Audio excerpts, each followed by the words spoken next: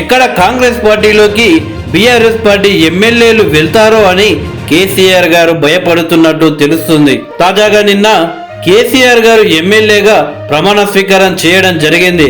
ఆ తర్వాత BRS party ఎమ్మెల్యేలతో కేసీఆర్ గారు కాసేపు మాట్లాడారు. కాంగ్రెస్ ప్రభుత్వంపై గులాబీ బాస్ కేసీఆర్ చేసిన వ్యాఖ్యలు ఇప్పుడు ఆసక్తికరంగా మారాయి.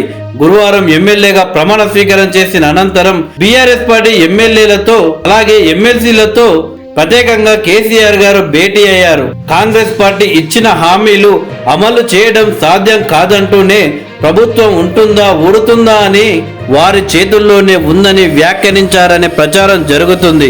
కాంగ్రెస్ ప్రభుత్వం ఎక్కువ రోజులు మనుగడ సాధించలేదని పలువురు సీనియర్ నాయకులు వ్యాఖ్యానిస్తుండగా తాజాగా కేసీఆర్ సైతం అదే మాటను పార్టీ ఎమ్మెల్యేల వద్ద ప్రస్తావించారనే విషయం హాట్ టాపిక్ గా మారింది. గత ప్రభుత్వ వైఫల్యాలపై కాంగ్రెస్ ప్రభుత్వం ఫోకస్ పెంచడం, మరోవైపు సీఎం రేవంత్ రెడ్డితో బీఆర్ఎస్ పార్టీ ఎమ్మెల్యేలు వరుసగా భేటీ కావడం ఆ పార్టీ శ్రేణులను అయోమయానికి గురి చేసింది.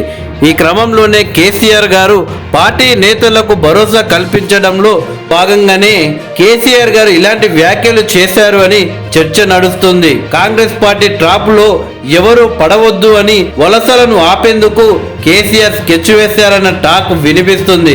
కొత్తగా ఎన్నికైన ఎమ్మెల్యేలు జాగ్రత్తగా ఉండాలి అని అప్రమత్తం చేస్తూనే సీఎంను మంచి ఉద్దేశంతోనే కలిసినా కానీ తప్పుడు సంకేతాలు వెళ్తాయి అని జరగబోయే డ్యామేజ్ను వారికి వివరించే ప్రయత్నం కేసీఆర్ చేసినట్టు తెలుస్తుంది.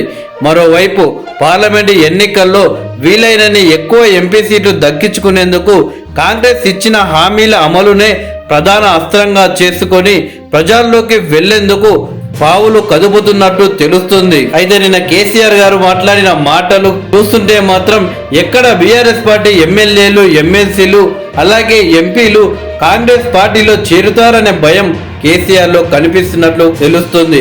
లోక్సభ ఎన్నికలకు ముందే బీఆర్ఎస్ పార్టీలో ఎవరైనా ఎమ్మెల్యేలు కాంగ్రెస్ పార్టీలో చేరితే ఆ ఎఫెక్ట్ లోక్సభ ఎన్నికలపై పడే అవకాశం ఉంది.